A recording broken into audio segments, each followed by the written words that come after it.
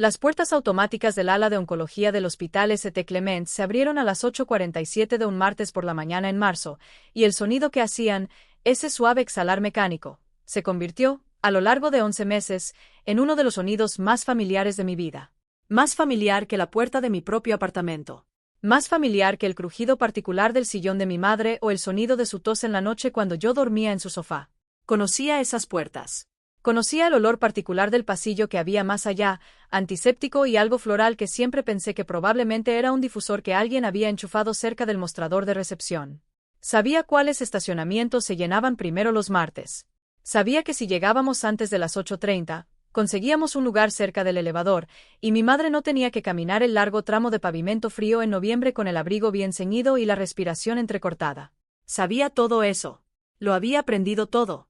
Me llamo Rena Yovay. Tengo 22 años, y te cuento esto para que entiendas que lo que ocurrió en ese pasillo en marzo no me tomó por sorpresa. No del todo. Lo único que me sorprendió fue mi propia voz. 5 palabras. Las había practicado en mi auto en el estacionamiento de este mismo edificio durante 16 semanas, y cuando llegó el momento y las palabras salieron, eran más silenciosas de lo que esperaba. Más firmes. Recogí mi abrigo. Dije lo que dije. Y salí por esas puertas hacia la lluvia. A mi madre le diagnosticaron cáncer de ovario, etapa 2, detectado en lo que su médico llamó un escaneo afortunado, en la primavera del año en que cumplí 21 años.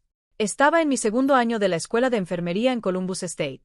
Trabajaba 22 horas a la semana como auxiliar de salud en el hogar para un anciano llamado el Sr. Gerald Fitch, en Collingwood Road, ayudándolo con sus medicamentos, sus compras del martes y la terquedad particular que sentía respecto a abrir su propia puerta. Me agradaba el Sr. Fitch. Me agradaba el trabajo.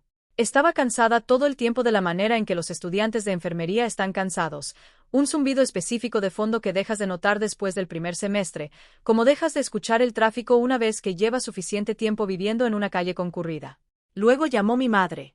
Quiero ser precisa sobre cómo fueron realmente los 11 meses siguientes, porque creo que a veces la historia se simplifica al contarla, incluyendo la mía. Mi madre vivía 40 minutos al sur de Columbus, en una casa que mis padres habían comprado el año antes de que mi padre se fuera. Él llevaba 6 años ausente para entonces. No era una presencia en esta parte de nuestras vidas. Mi hermana Petra tenía 29 años, vivía a 20 minutos de mi madre, trabajaba de forma remota como coordinadora de proyectos para una empresa de logística, y tenía un horario que, según su propia descripción a quien preguntara, era extremadamente flexible. En 11 meses, Petra llevó a nuestra madre a 2 citas. Una fue la consulta inicial de oncología, cuando todavía estábamos en la fase aguda del diagnóstico, cuando era lo suficientemente nuevo y aterrador como para que todos se presentaran, todos estuvieran presentes, todos enviaran los mensajes que decían dime qué necesitas. La segunda vez fue una consulta de seguimiento en agosto que Petra más tarde describió a nuestra tía como un día agotador, una frase que mi tía me repitió en septiembre como si fuera algo razonable decir sobre una tarde de martes en la que Petra se sentó en una silla de sala de espera durante 90 minutos y leyó una revista. Yo llevé a mi madre a 11 citas ese año. Llené 17 formularios de preautorización de seguro, la mayoría de ellos a las 11 de la noche en mi laptop sobre la mesa de la cocina de mi madre, con la tetera de cobre en la estufa y el té Earl Grey que mi madre insistía en prepararme aunque yo le dijera que descansara. Aprendí los nombres de todos los enfermeros del 4º piso. Aprendí que radiólogo siempre se retrasaba y cuál era siempre puntual, y construí el horario de los martes alrededor de ese conocimiento. Reduje mis horas con el Sr. Fitz a 14 por semana, lo que me costaba 197 pesos con 40 centavos cada 2 semanas, dinero para el que no tenía un plan claro en ese momento. Diferí una optativa de la escuela de enfermería. Compré una agenda semanal, una pequeña de pasta de cuero de la farmacia, del tipo con broche de latón, y la llenaba con lápiz para poder borrar y mover las cosas. Ese fue mi año. De eso estaba hecho el año. Petra llamaba a nuestra madre cada pocos días. Mandó flores 2 veces. En octubre le dijo a nuestra madre que encontraba la situación muy pesada emocionalmente, y que había empezado a ver a un terapeuta para manejar el estrés. Recuerdo que mi madre me lo contó por teléfono con la voz cuidadosa, de la manera en que la voz de una madre se vuelve cuidadosa cuando está monitoreando tu reacción. Dije que eso estaba bien. Lo decía en serio, en su mayor parte. Pienso en Petra de la manera en que piensas en una persona una vez que entiendes algo fundamental sobre ella que ella no sabe que tú entiendes. No es mala persona. Nunca ha sido mala persona. Lo que Petra es, lo que llegué a entender lentamente, A lo largo de muchas tardes de martes conduciendo hacia el sur por la primera 270, es una persona a la que nunca se le hizo sentir incómoda dentro de nuestra familia. Era la mayor.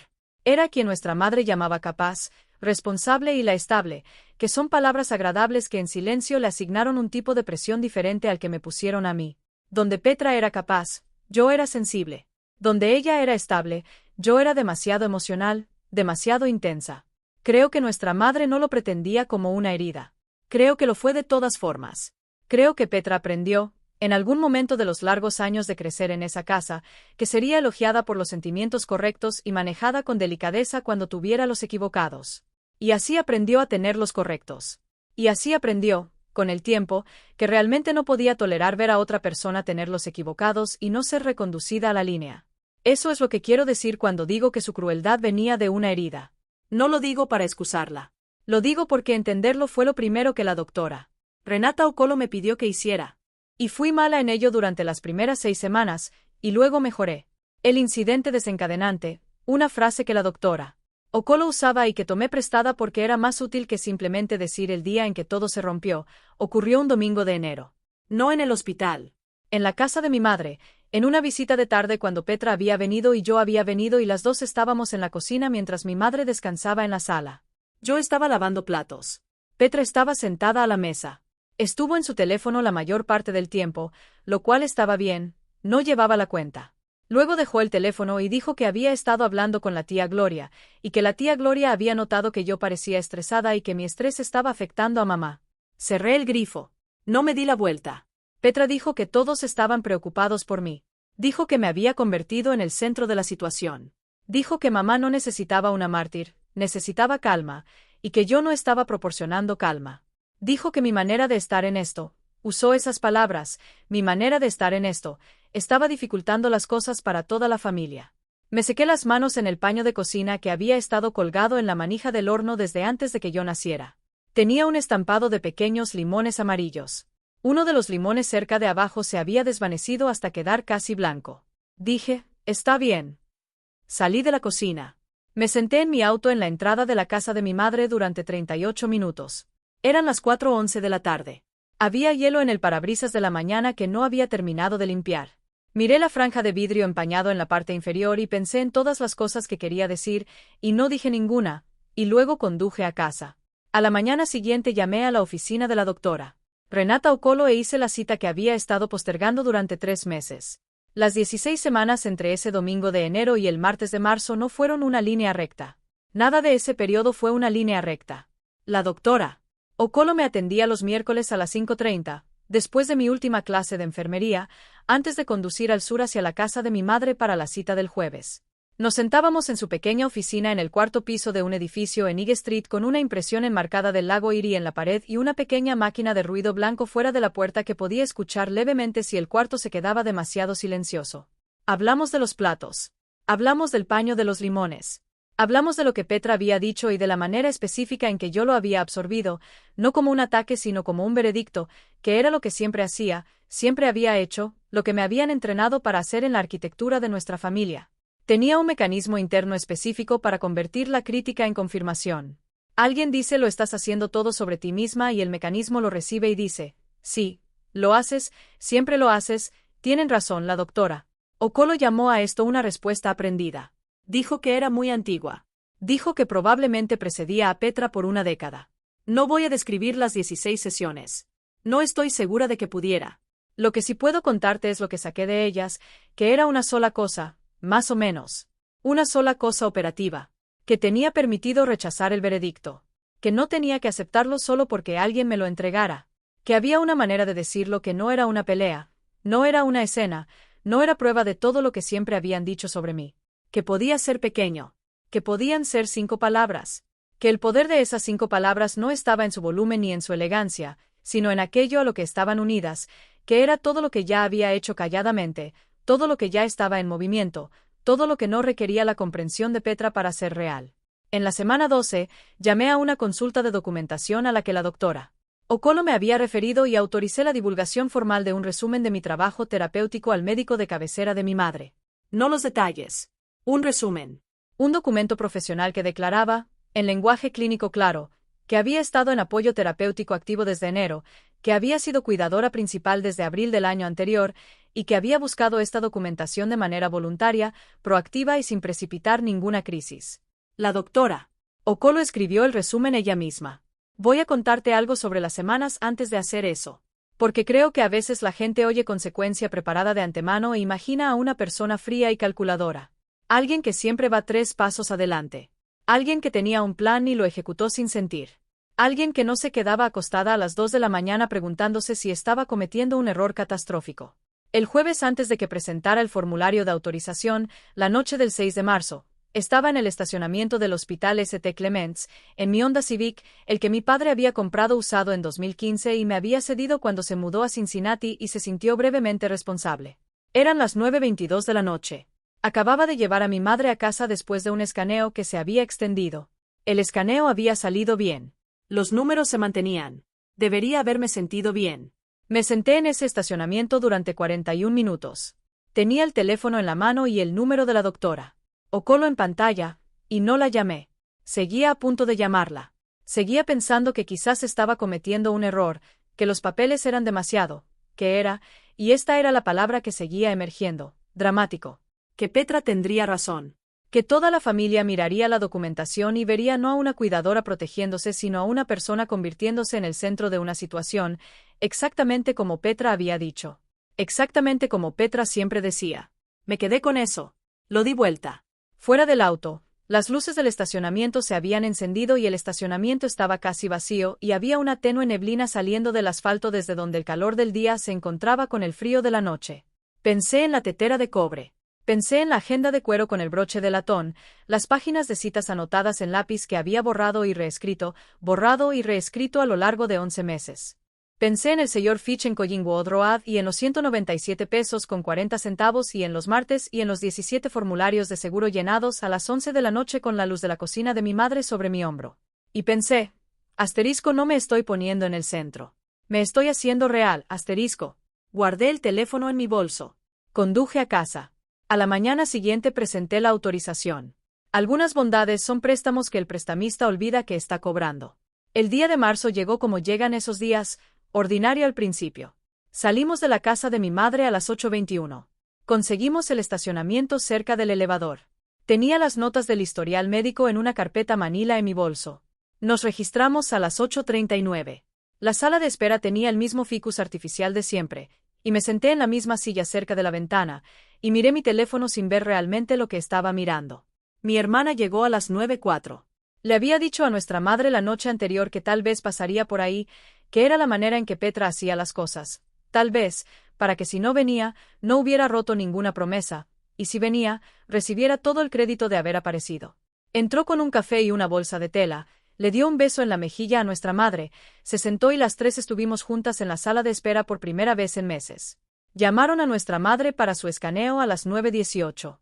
Petra y yo nos quedamos en la sala de espera. Durante unos minutos ninguna de las dos habló. Yo estaba mirando el ficus. Estaba pensando en nada en particular, o intentándolo. Luego Petra dijo que necesitaba hablar conmigo. Se levantó y señaló hacia el pasillo lateral cerca del bebedero, lejos del resto de los pacientes, y yo la seguí porque la alternativa era negarme, algo que nunca había aprendido a hacer con gracia en espacios pequeños.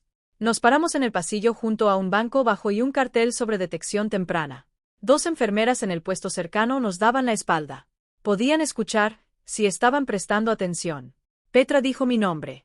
Lo dijo de la manera en que lo decía cuando éramos niñas y había decidido que algo era culpa mía. El peso de esa historia, de 22 años de ser nombrada de esa manera, cayó brevemente sobre mis hombros, y luego lo dejé ir. Ren, dijo. Lo haces todo sobre ti. Estás destruyendo a esta familia. Quiero decirte que no sentí nada. Quiero decirte que fue fácil. No fue fácil. Era el tipo específico de no fácil que tenía una forma que reconocía, la vieja contracción familiar, el impulso de disculparme, de hacerlo más pequeño, de comenzar a construir la explicación que la satisfaría, de encontrar las palabras que permitirían a las dos alejarnos sin daño. Lo había hecho toda mi vida. Conocía los movimientos de ello de la manera en que conocía el camino al hospital St. Clements. No hice los movimientos. Había escuchado estas palabras antes. No exactamente, no palabra por palabra, pero en su estructura, su lógica, su forma de veredicto. Las había absorbido en varias formas durante 22 años. Ren es demasiado sensible. Ren exagera. Ren empeora las cosas. La gramática específica y desgastante de ser la persona en una familia a quien siempre le dicen que sus sentimientos son el verdadero problema. Recogí mi abrigo del banco donde lo había dejado. Había practicado 5 palabras durante 16 semanas. En mi auto. En mi apartamento. En la ducha a las 6:15 de la mañana antes de la clase de enfermería. En el estacionamiento de este mismo hospital, la noche del 6 de marzo, sola y a punto de llamar a alguien y decidiendo no hacerlo. Las había repetido hasta que estuvieran planas, hasta que no les quedara ningún temblor, hasta que fueran solo palabras, palabras verdaderas, palabras que tenía el derecho de decir. No acepto eso. Me puse el abrigo. No alcé la voz. No miré su cara en busca de su reacción, porque su reacción no era el punto, nunca había sido el punto. Pasé junto al puesto de enfermeras. Las puertas automáticas al final del pasillo se deslizaron hacia adentro.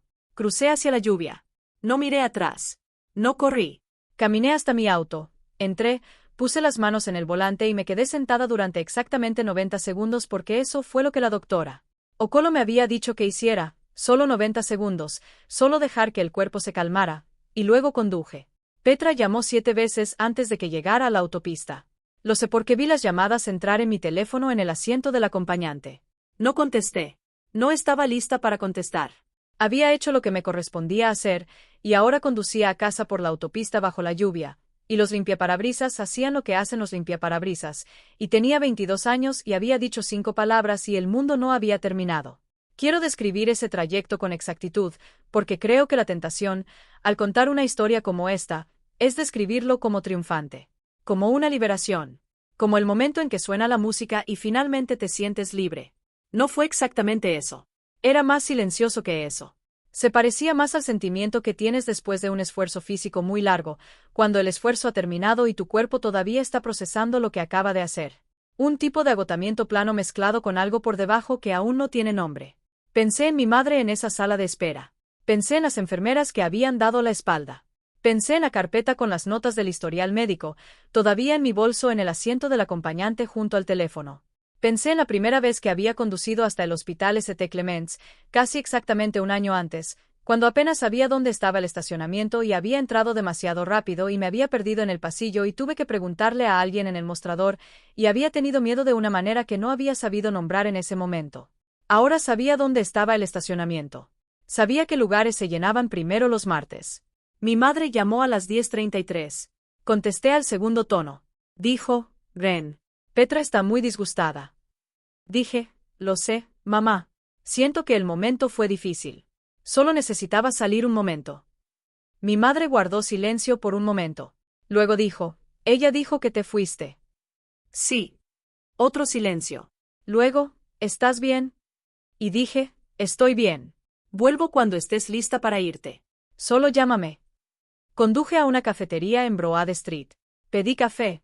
Extendí mis apuntes de enfermería sobre la mesa porque tenía una revisión de práctica clínica en 2 días y porque quedarme quieta sin nada que hacer no era algo que pudiera manejar esa mañana. Una mujer en la mesa de al lado tenía a un niño dormido sobre su regazo. Las ventanas estaban empañadas por la lluvia afuera. Estuve allí 1 hora y 20 minutos, bebí mi café y leí la misma página de mis apuntes 3 veces y estuve bien. Mi madre me llamó a las 11:47. Volví. La recogí en la entrada lateral. Petra ya se había ido. Mi madre no me preguntó qué había pasado en el trayecto de regreso. Miró por la ventana la mayor parte del camino, y una vez, en algún punto de la primera 270, extendió la mano y la puso sobre mi brazo y la mantuvo ahí sin decir nada. Yo tampoco dije nada. La lluvia se había aligerado hasta convertirse en neblina. Tomé la salida que siempre tomaba y conduje la ruta que siempre conducía y llegué a su entrada y la ayudé a cargar su bolso adentro y me aseguré de que tuviera lo que necesitaba para la noche. Esa noche, mi madre recibió un mensaje a través del portal de pacientes de su médico de cabecera. Era una notificación de que se había agregado un documento a su resumen de atención, una carta de la doctora Renata Okolo, que resumía mi papel como cuidadora principal, mi asistencia constante a las 11 citas de oncología hasta la fecha, mi inscripción voluntaria en apoyo terapéutico desde enero, y la evaluación profesional de que había manejado una carga significativa de cuidados con estabilidad y autoconciencia proactiva. Mi madre lo leyó esa noche. Me llamó a las 9:07 de la noche. Dijo, ¿por qué no me lo dijiste? Dije, no quería que fuera una competencia. Mi madre lloró. No mucho. No es una persona que llore mucho. Dijo mi nombre una vez, en voz baja, y luego dijo, te veo, Ren. Necesito que sepas que te veo. No había sabido, hasta ese momento, cuánto necesitaba escucharlo. Había pensado que ya lo había superado, que había ido más allá de esa hambre particular, que 16 semanas de miércoles en Eagle Street me habían enseñado a no necesitar el reconocimiento de personas que quizás no lo darían. Estaba equivocada en eso. O quizás tenía razón en que ya no lo necesitaba para sobrevivir, pero equivocada en que ya no lo quería. Son cosas diferentes. La doctora Okolo probablemente tendría algo que decir sobre la distinción. Dije, te quiero, mamá. Ella dijo, yo también te quiero. Ven el jueves. Vine el jueves. Y el jueves siguiente también. Petra llamó 2 días después del hospital. No llamó para disculparse, exactamente. Llamó para decir que se había enterado de la carta del médico y que se sentía tomada por sorpresa, y que quería hablar. Dije que estaba bien. Dije que estaba disponible los sábados. Dijo que tenía el sábado ocupado. Dije que el siguiente también estaba bien. Quiero ser honesta sobre las semanas que siguieron. No fueron tranquilas, exactamente. Hubo un periodo de unos 10 días en que recibía llamadas que no contestaba y mensajes que leía sin responder de inmediato, y era consciente todo el tiempo de una presión para resolverlo más rápido, para quitarle la incomodidad a todos dándoles algo que pareciera un cierre. Lo había hecho antes. Conocía la forma de ese impulso. Se disfrazaba de madurez, de ser la persona más grande, de no querer causar más trastornos de los que ya habían ocurrido. Lo que realmente era, había llegado a entender, era el viejo reflejo aprendido. Hazte más pequeña, suaviza las cosas, vuelve a la versión de la historia donde eres la manejable. Lo dejé estar. Fui a mi miércoles con la doctora Okolo y le conté sobre las llamadas y los mensajes y la presión, y me preguntó cómo me sentía cuando no contestaba. Dije que sentía que estaba haciendo algo malo. Me preguntó si había hecho algo malo. Me quedé con eso un momento. Dije que no.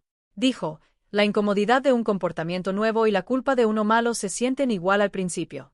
Lo escribí también en la agenda de cuero, en las páginas en blanco del fondo, con bolígrafo. La tía Gloria llamó un miércoles, 1 semana y media después. Dijo que no había sabido. Dijo que ojalá hubiera sabido. Dijo las palabras con cuidado de la manera en que las personas dicen palabras cuidadosas cuando no están seguras de si les están perdonando algo. Le dije que no buscaba una disculpa. Le dije que solo necesitaba que el registro fuera claro. Dijo que entendía. Creo que sí lo entendió. Petra y yo tuvimos nuestra conversación del sábado unas 6 semanas después del hospital. Fue en la mesa de la cocina de mi madre, la misma mesa donde yo había lavado los platos en enero. La tetera de cobre estaba en la estufa. Mi madre estaba en la sala con la televisión en voz baja, y creo que estaba escuchando, pero no me importaba si lo hacía. No fue la conversación que Petra había planeado, creo. Ella había planeado algo donde yo me explicaría y ella se explicaría y llegaríamos a algo equitativo, un empate, un alto al fuego disfrazado de resolución. Lo que realmente ocurrió fue diferente. Le conté cómo había sido el año desde donde yo estaba parada. No alcé la voz. No produje un libro de agravios. No dije y otra cosa más, solo le dije lo que había sido. Le conté cómo se veían 11 meses de citas los martes desde el asiento del conductor. Le conté lo que la tarde de enero en esta cocina me había hecho, no de manera culpabilizadora, sino de manera precisa, la manera en que describes algo que ocurrió para que la otra persona pueda verlo desde afuera. Petra se quedó con eso. No dijo que estaba equivocada. Dijo que no sabía. Dijo que pensaba que había estado protegiendo a mamá al no añadirse al peso. Le dije que no añadir al peso era diferente a ver a alguien más cargarlo sin reconocimiento. Se quedó en silencio por mucho tiempo después de eso. No el tipo de silencio performativo. El tipo real, el tipo donde una persona está realmente dando vuelta a algo y todavía no está segura de lo que piensa. Dijo, creo que te debo algo que todavía no sé cómo darte. Dije, lo sé. No llegamos a la calidez. Llegamos a algo que se sentía como el comienzo de la honestidad, que es diferente a la calidez pero en algunos aspectos más difícil de encontrar, y estaba dispuesta a tratarlo como suficiente por ahora. Suficiente por ahora era una frase que la doctora Okolo me había ofrecido, y la había resistido durante semanas, porque sonaba a conformarse. Entendí más tarde que era lo contrario. Era una negativa a exigir una resolución en un plazo de tiempo que servía a mi ansiedad en lugar de a la reparación real. El señor Fitch cumplió 83 años en abril. Le llevé una torta de zanahoria de la panadería de la Quinta Avenida, del tipo con glacé de queso crema que siempre decía que no quería y luego comía 2 trozos. Me dijo, mientras estaba en el segundo trozo, que parecía diferente. Menos tensa, fue como lo expresó. Le dije que estaba trabajando en algunas cosas. Asintió lentamente, de la manera en que asiente cuando está decidiendo si un tema merece más palabras, y luego dijo, ¿sabes cuál es la diferencia entre las personas que cargan todo y las que no? Las que cargan todo creen que son las únicas lo suficientemente fuertes para sostenerlo. Las que no lo hacen se han dado cuenta de que la fortaleza y la obligación son dos cosas diferentes. Volvió a su torta. No levantó la vista. Conduje a casa esa tarde pensando en esa frase.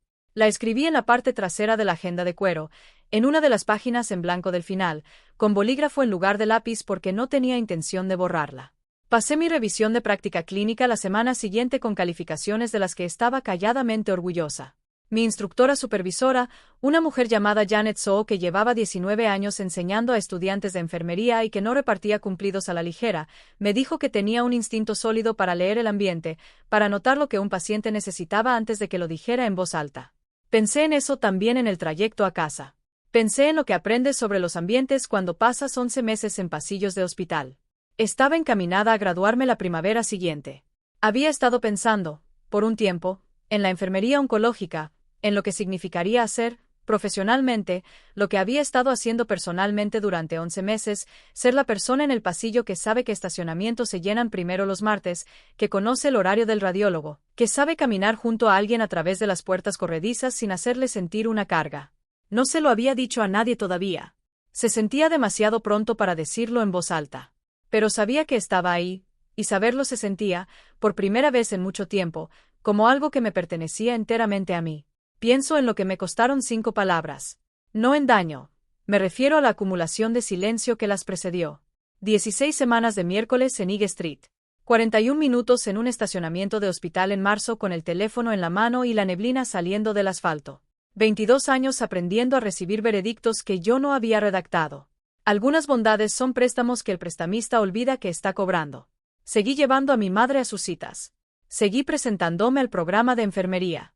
Seguí con los martes del señor Fitch, porque había hecho un compromiso y también porque me agradaba, porque era un hombre brusco con un corazón suave que una vez me dijo, mientras le entregaba su medicamento para la presión arterial, que la habilidad más importante en cualquier relación era saber cuándo estar callada y cuándo negarse a estarlo.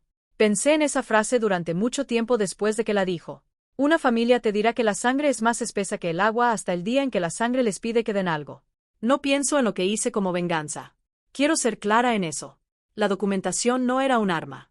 Era un registro. Era yo diciendo, esto es real, ocurrió, aquí está la evidencia de que ocurrió, y no voy a discutir con nadie sobre si ocurrió. Hay una diferencia entre esas dos cosas, entre castigar a alguien y simplemente negarse a desaparecer. Había estado desapareciendo durante la mayor parte de mi vida dentro de la historia que mi familia tenía sobre quién era yo, y tenía 22 años, y había terminado. El amor que exige que te encojas no es amor. Es manejo. Los límites no son muros. Son puertas. Y tú decides quién pasa por ellas. Todavía llevo a mi madre a sus citas. Los escaneos son cada 3 meses ahora. Los números han seguido manteniéndose. Ha empezado a preparar 2 tazas de té por las noches en lugar de una, lo que significa que espera que me quede, y generalmente me quedo. Hablamos del programa de enfermería. Hablamos del señor Fitch. Me cuenta cosas sobre su propia madre que nunca me había contado antes. Cosas pequeñas, tranquilas, del tipo que una persona comparte cuando finalmente está segura de que está siendo escuchada. Petra vino a la última cita. Se sentó en la silla a mi lado en la sala de espera y estuvo tranquila y no se fue temprano. Después caminó con nosotras hasta el auto y cargó el bolso de mi madre sin que se lo pidieran. No es suficiente, y tampoco es nada, y he decidido que puedo sostener ambas cosas a la vez sin que eso rompa nada en mí. Si alguien necesita que le mientas sobre quién eres para sentirse cómodo, no te está protegiendo a ti. Está protegiendo la historia que se cuenta sobre sí mismo. Perder una ilusión sigue siendo mejor que vivir dentro de una. Pienso en las puertas automáticas a veces. Ese suave exhalar mecánico. El olor del pasillo. El hecho de que ahora sé que estacionamientos se llenan primero los martes. Conozco esas puertas porque me presenté. Esa es la versión más simple de la verdad. Me presenté 11 veces en 11 meses, y luego dije 5 palabras, y luego conduje a casa bajo la lluvia, y luego esperé. Y lo que estaba esperando, lo que quizás había estado esperando toda mi vida, no era que mi hermana se disculpara, ni que mi familia cambiara, ni que ningún veredicto fuera revertido. Era que mi madre dijera te veo, era que yo creyera que merecía ser vista. Si alguna vez has cargado algo para tu familia que ellos no vieron, que nunca reconocieron, que describieron como lo que estaba mal en ti. Pregúntate si el problema eras realmente tú. Pregúntate quién te enseñó que permanecer invisible era el costo de pertenecer. Y luego pregúntate, como finalmente me pregunté yo, ¿cuáles son las 5 palabras tuyas que han estado esperando ser dichas?